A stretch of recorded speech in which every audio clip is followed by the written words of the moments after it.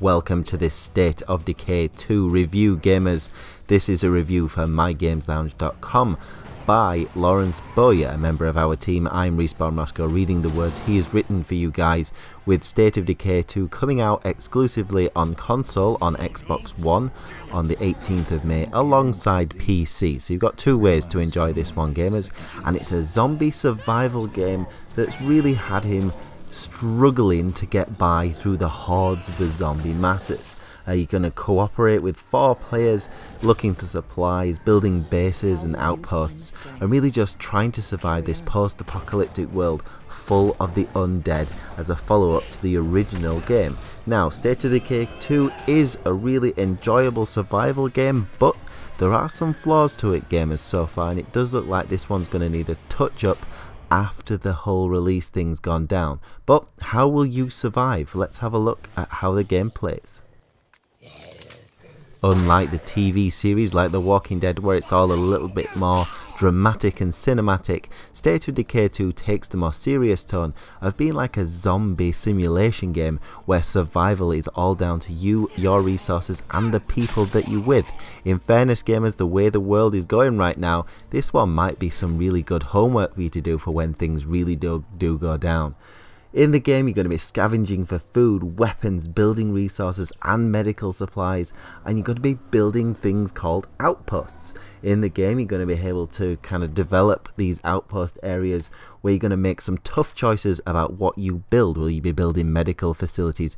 Will you be building things to defend yourself? Will you be building things that make too much noise? Because if you do, that will attract zombies, and if you attract zombies, you make your people more in danger and less happy. Those are the decisions you have to make in State of Decay 2. In order to do this effectively, guys, you need to get out there into that open world and explore all manners of buildings, warehouses, stores, garages, homes, things that are left in an absolute state after what's happened. But you're likely to get caught by zombies, so you better be ready to smash some brains in if you're going to want to survive. Now, there's no doubt in Lawrence's mind when he was doing this review that zombie bashing was one of the best things about this game, especially when you take in the range of different melee weapons and the combat styles that you can use. You've got this ideas of dismembering the zombies, decapitations with using some cool edged weapons, and bludgeoning and traumas, all the cool stuff that you want out of smashing zombies in a zombie game.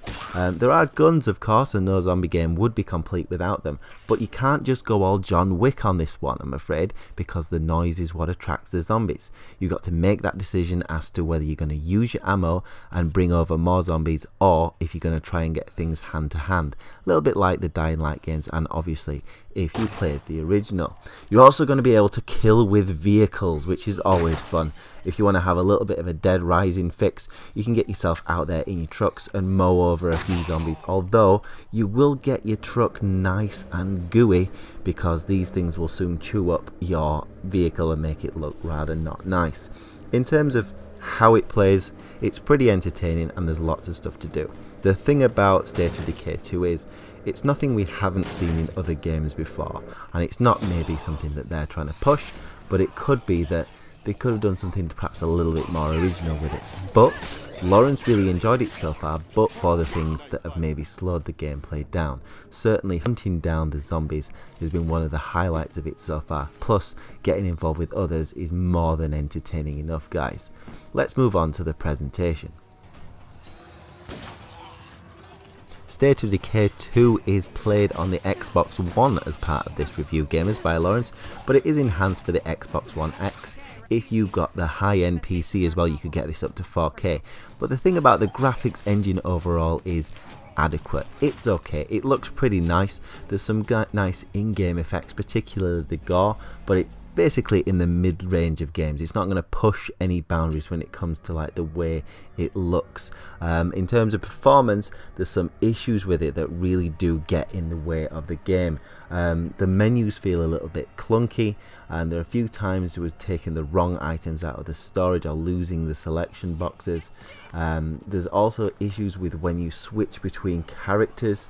and you have to quit a quest in order to do that, and a few times State of Decay 2 actually crashed during the gameplay, which lost some of the obvious work that had been done in there. So there are a few bugs. I've seen some flying zombies around as well that really do need working on. There is a day one patch to fix this, but I don't think all of the updates are going to get done in one single patch, so it could be one that certainly gets better as it goes along. It needs a little bit more polish. It could have been better, but in terms of delivery, it does enough for you guys to enjoy it, and it does look nice in certain areas.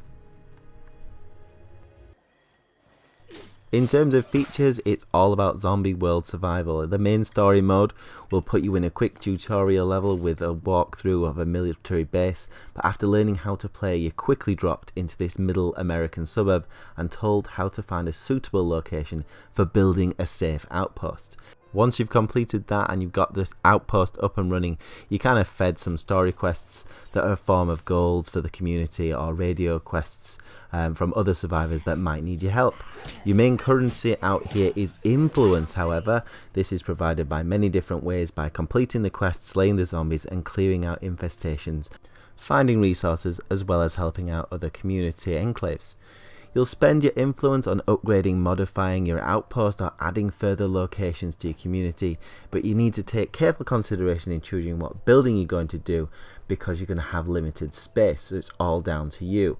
There's a big open world here, so the open world nature of the game is going to bring together both the player versus player and player versus enemy elements of the game. If you do play online, you can expect the Xbox Live with 3 other players online mode, and you can tailor it with the usual party features or open it up to anyone who wants to play. There's no pause ability, however, when you're online, but when you're offline you can pause the game and use your menus. If you want to take those people out with you, it's really going to help getting those resources in, and you're going to have lots of fun together, because it is all about getting around the open world in terms of the features. In terms of the big feature here, you've got permanent death of your character. That means that this is a true survival game. You can lose a character, and Lawrence did during the course of his review, and that did send the morale down in the community, and also people became stressed and started to fight with each other as a result of that character's death. So it does have a knock-on effect on the world. It also puts that pressure on you to keep that character alive, and it really works in this style of the game, even if it won't work for every player. State of Decay 2 really does a good job of expanding the zombie survival game very nicely. It's easy to complete hours and hours of gameplay and get sucked out into this world where you've got your characters to survive, and if you don't do it properly, they will die. Lawrence enjoyed playing this game, and it does seem like one we would recommend on mygameslounge.com to a certain audience. It's not for everyone, it's for survival enthusiasts and people obviously that like the original game of the series. There's a lot of features in here like the scavenging and working together in a team that won't suit every player out there, and there certainly are a number of bugs in State of Decay 2 that need to be fixed in order to make this a full quality package. However, there's enough here to give this our cult hit award. We do think this is a bit of a niche game that fans will really enjoy, people that like that idea of survival, permanent death, and it will work for them. For other gamers it might put you off a little bit, so it might be worth trying this out before you get invested in playing it. Over to you gamers, get in those comments. What do you think about State of Decay 2? And answer this simple question: will you be picking up State of Decay 2 this week as it releases on the Xbox One or PC? Get that answer in the comments. If you enjoyed this review guys, please like the video, subscribe to the YouTube channel and share this around so other gamers can enjoy it, and visit us on mygameslounge.com for more on State of Decay 2. I'm going to leave you here with this screen with a subscribe icon and a video featuring more awesome games coming up in May that you might enjoy. See you later guys.